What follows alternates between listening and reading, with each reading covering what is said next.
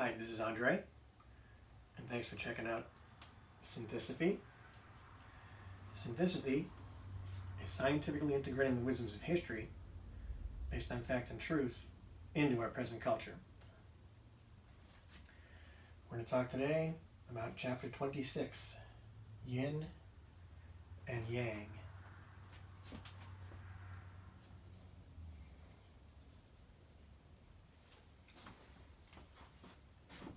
In Chinese philosophy, Yin and Yang, which in Chinese is one word, Yin Yang, and it literally means dark bright.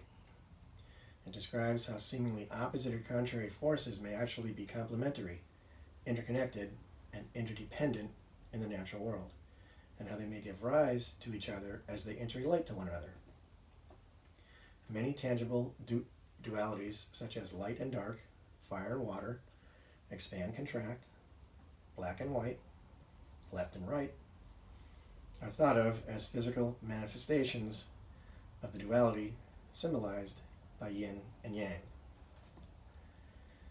Duality is found in many belief systems, but yin and yang are parts of a oneness that is also equated with the Tao.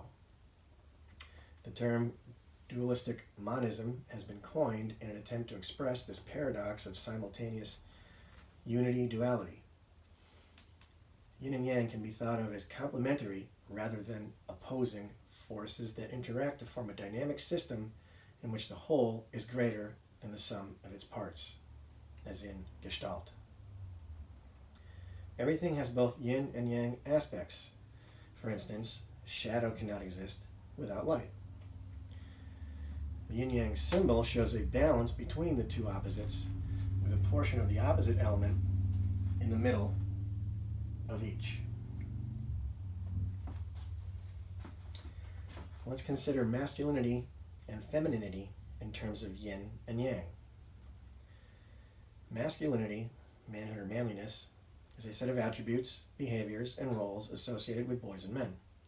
Traits traditionally viewed as masculine include courage, independence, assertiveness, avoidance of femininity, restricted emotions, pursuit of achievement and status, and self-reliance. Femininity, womanliness, or womanhood, is a set of attributes, behaviors, and roles generally associated with girls and women. Traits traditionally cited as feminine include gentleness, empathy, sensitivity, caring, compassion, tolerance, nurturance, and providing assistance and support in times of stress. Let's read a pertinent quote from Junger, mentioned earlier in chapter 14, from his book, Tribe on Homecoming and Belonging. Quote, "The most alarming rhetoric comes out of the dispute between liberals and conservatives. It's a dangerous waste of time because they're both right. The perennial conservative concern about high taxes supporting a non-working underclass has entirely legitimate roots in our evolutionary past and shouldn't be dismissed out of hand. Early hominids lived a precarious existence where freeloaders were a direct threat to survival, and so they developed an exceedingly acute sense of whether they were being taken advantage of by members of their own group. By the same token, one of the hallmarks of early human society was the emergence of a culture of compassion that cared for the ill, the elderly, the wounded, and the unlucky. In today's terms, that's a common liberal concern that also has to be taken into account. Those two driving forces have coexisted for hundreds of thousands of years in human society and have been duly codified in this country as a two-party political system. The eternal argument over liberal and conservative thought will never be resolved because each side represents an ancient and absolutely essential component of our evolutionary past." End quote. As Junger so succinctly implies, conservatives, and particularly the alt-right, are the masculine yin, and the liberals, particularly the alt-left, are the feminine yang. In the past 4 million years of Paleolithic human evolution, these two traits were working together in harmony and were invaluable to the survival of the species. Otherwise, our species could very well have gone extinct. Yin and Yang were selected and are a product of human evolution. But now, Yin and Yang seem to be separated and working against each other, as we saw in the previous chapter in the upside-down bell curve, showing the polarization of the left and the right. Recall the conclusion in chapter 20. We are now very far from our genetic roots.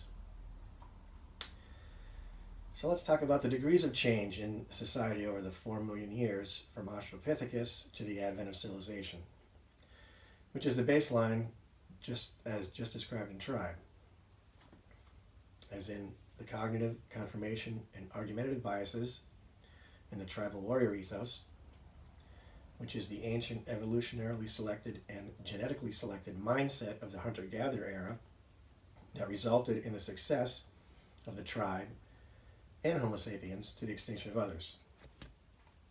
Revolutions resulting in degrees of change from the Paleolithic tribal baseline are agriculture 10,000 years ago, which led to the advent of civilization 6,500 years ago, then science, a revolution in thinking in 1620, then the Industrial Revolution, 1760, and the exponential growth of the human world population since 1900, from 500 million to 7 billion,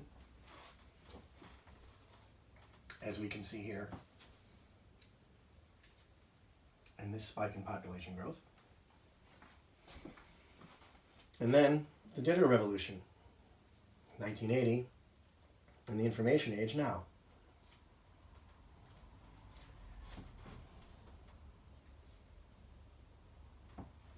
So, let's look at degrees of change through each revolution. Starting with our tribal hunter-gatherer Paleolithic past to agriculture, which means going from a small, maybe 50 to 100 people, mobile and physically demanding group, to a larger, perhaps hundreds of thousands, more stationary, small city or town-like community. Let's say this is 30 degrees of change. Then there is agriculture to civilization, going from a small city, town, or town-like environment to a huge nation-state, complete with laws for expected behaviors, as in Mesopotamia and Hammurabi's Code. Let's call that another 30 degrees of change. Then we have the scientific way of thinking to analyze and understand the world. Scientific revolution. Let's call that 30 degrees of change. Next is the Industrial Revolution. Call that 30 degrees of change. After that, we have the exponential growth of the human world population since 1900, from 500 million to 7 billion. Call that another 30 degrees of change. And now we have the Digital Revolution and the Information Age. Call that another 30 degrees of change. All put together, these make up 180 degrees of change in 10,000 years from the evolutionarily and genetically selected and now neurologically hardwired tribal instinct that was necessary for survival of and resulted in Homo sapiens in the time from 4 million years ago to 10,000 years ago. So 10,000 years of modern society divided by 4 million years of tribal society equals 0.0025, or 1/4 of 1%. In the last 1/4 of 1% of its time in existence, humanity now lives in a society that is 180 degrees different from the one it evolutionarily created in the earlier 99.75% of its earlier human existence.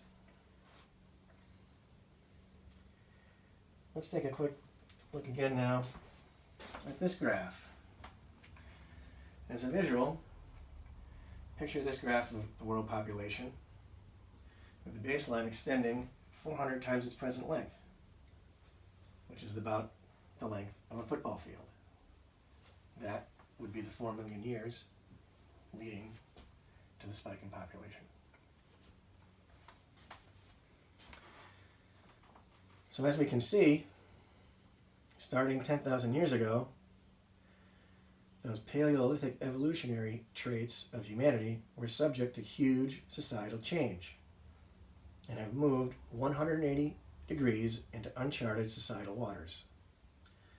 How will our Paleolithic brains adapt to this new environment? Is our present societal polarization the result of our evolutionarily cognitive, confirmation, and argumentative neurological biases in the context of Yin and Yang? The answer could very well be yes. So what can we do? Perhaps follow thesis 1. Maybe, if we understand that we live in an extraordinarily complex world and become aware of our evolutionarily selected cognitive biases that resulted in our confirmation biases that led to the tribe and argumentative state of mind, which was then stoked by the warrior ethos that has created this political polarization, we can rein in these human traits that have evolved over millions of years. Perhaps we could take a step back, try and detach ourselves from this genetic predisposition, and try to be a bit more rational rather than emotional in our political positions and discussions. Seek truth rather than argument. Listen, and reduce the amount of polarization and vitriol present in our society. So let's try and get away from alt-left and alt-right polarization. Let's move towards the more rational center, integrating aspects of both yin and yang, so our society resembles more of the functional tribe from whence we genetically and evolutionarily